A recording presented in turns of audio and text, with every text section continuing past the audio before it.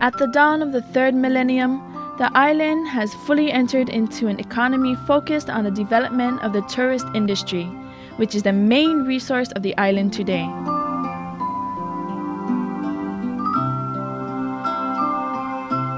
The history of the tourist industry in Moorea began as early as 1903, when Mrs. Pauline Tiariki converted her own colonial-style house.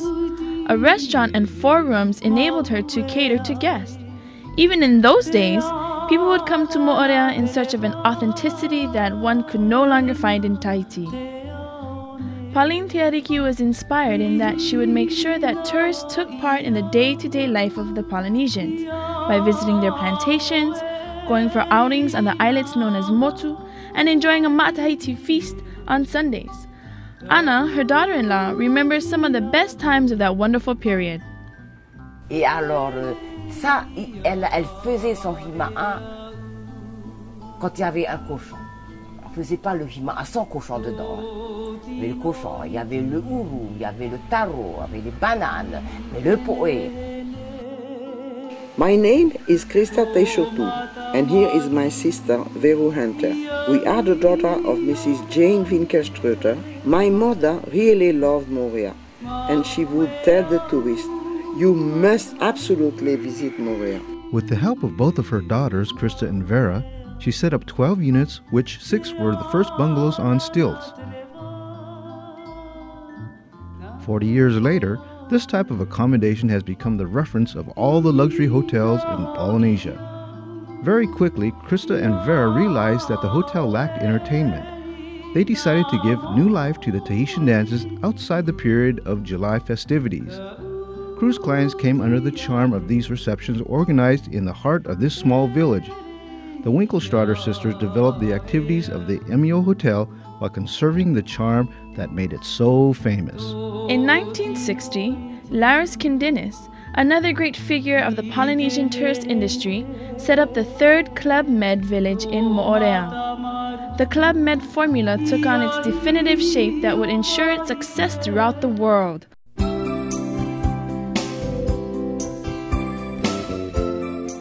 Moorea is a seductive island of primitive beauty, naturally protected from the hustle and bustle of Papeete, the capital. Here, one can quietly enjoy the charms of the Polynesian way of life. The writer Henry Adams said that if Tahiti was sad, Moorea was even sadder. For all of the Tahitians, Moorea is an exceptional holiday resort. Whether you're with your family or friends, everyone gets together at the edge of the lagoon in the whare, the typical home, a mixture of traditional elegance and modern comfort.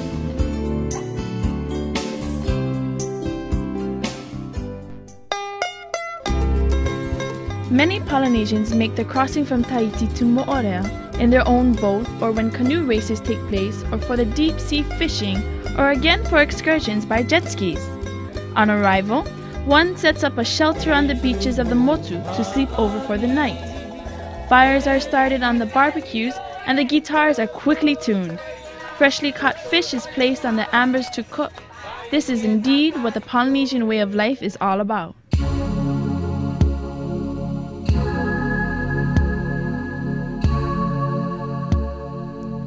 Artists have always been fascinated by the South Seas Islands.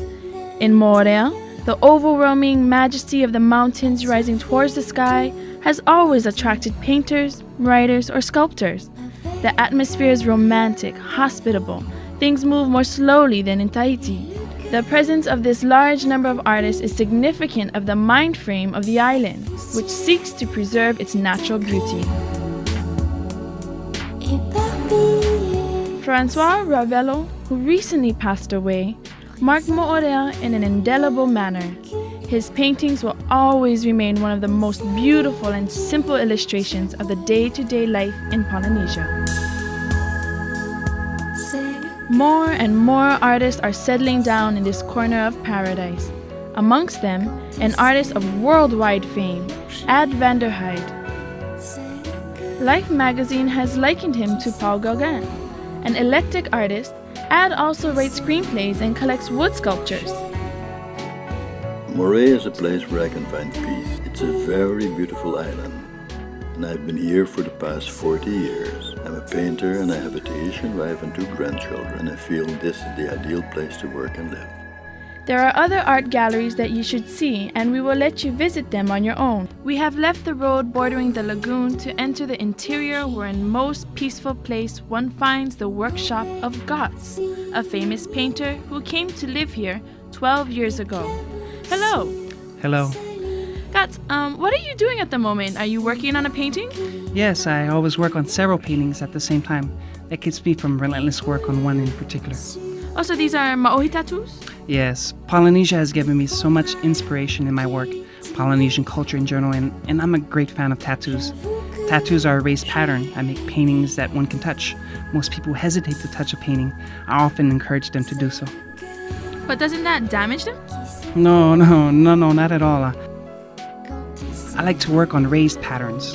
I like matter, and I paint on the tattoo theme on a regular basis. Also, this is really something from deep down. Is it because this is an enormous part of the Polynesian culture? Yes, it's also a specificity, and the symbolic meaning of the tattoo is also very strong. The fact that one works with blood, that one writes things down on a person's skin, there's something magical. And like an initiation in tattooing, that is of great interest to me, yes, indeed. Also, is this one of your own? Yes, I drew it up, made and created it for myself. We are so lucky to be able to work in this environment, which is so peaceful, which is in a natural world. To have light of such exceptional quality, for the past 10 years, not a day has gone by in which I have not said to myself, thank you. How lucky I am to be here, and what an exceptional island this is, because it's really a magnificent place in a world so full of natural colors and with people who still have time to smile.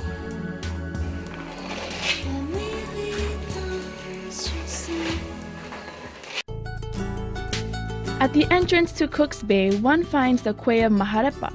Today, this small port for mooring has become indispensable for cruise ships.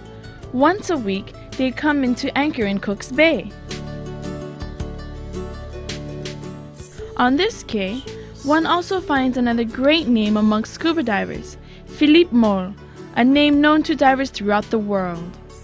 I arrived here in Moorea some 17 years ago in order to create a dive center that is still in operation in Cook's magnificent bay. We cater mainly to tourists. Nowadays, people have realized that a large number of tourists come to French Polynesia for diving. These tourists are happy to be able to dive with us because this is one of the rare places in the world where you can see a lot of sharks and very close up. Why? Because I began what is known as shark feeding. In other words, giving food to sharks out of your own hand.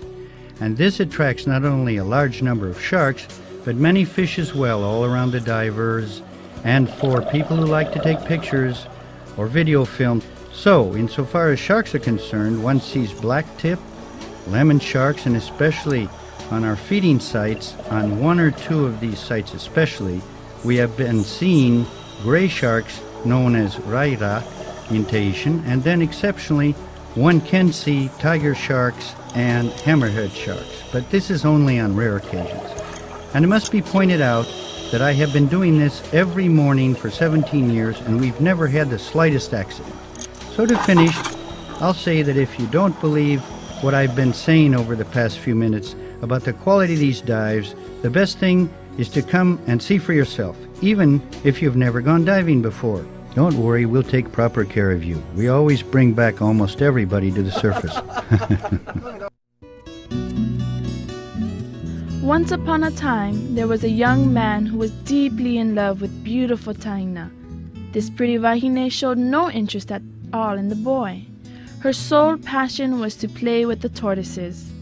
Out of despair, Nicholas then decided to give his heart entirely over to a tortoise in the sole hope that this would attract the beautiful Taina.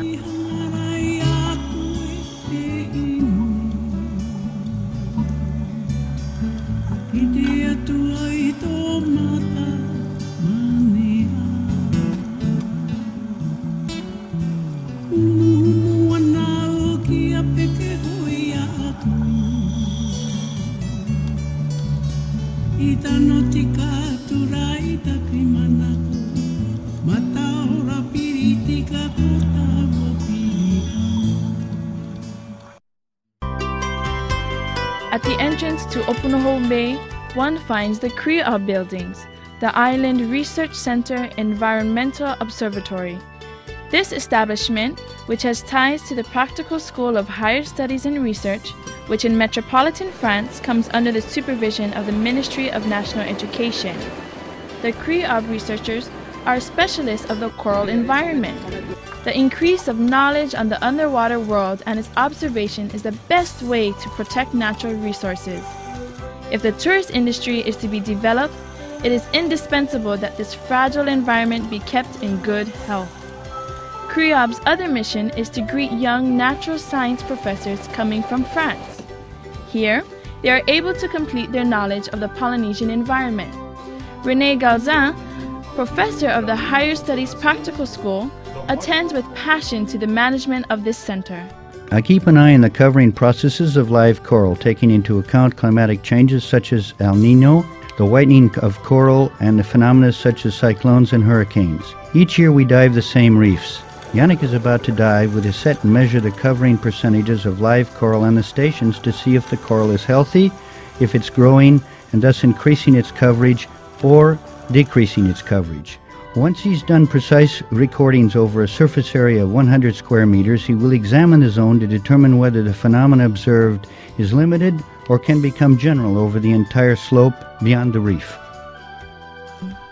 A second research station, that of the University of Berkeley, attached to the University of California, works in collaboration with Creob.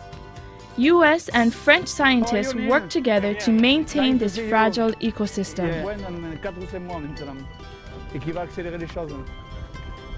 Young university researchers are studying in the acceleration of the extinction of various species or, on the contrary, their renewed intensification. Moorea is the home to two high-level university campuses where scientists live who are attentive to the environment and seek to conserve it. Seawater that comes from the bay here through that storage tank there. And then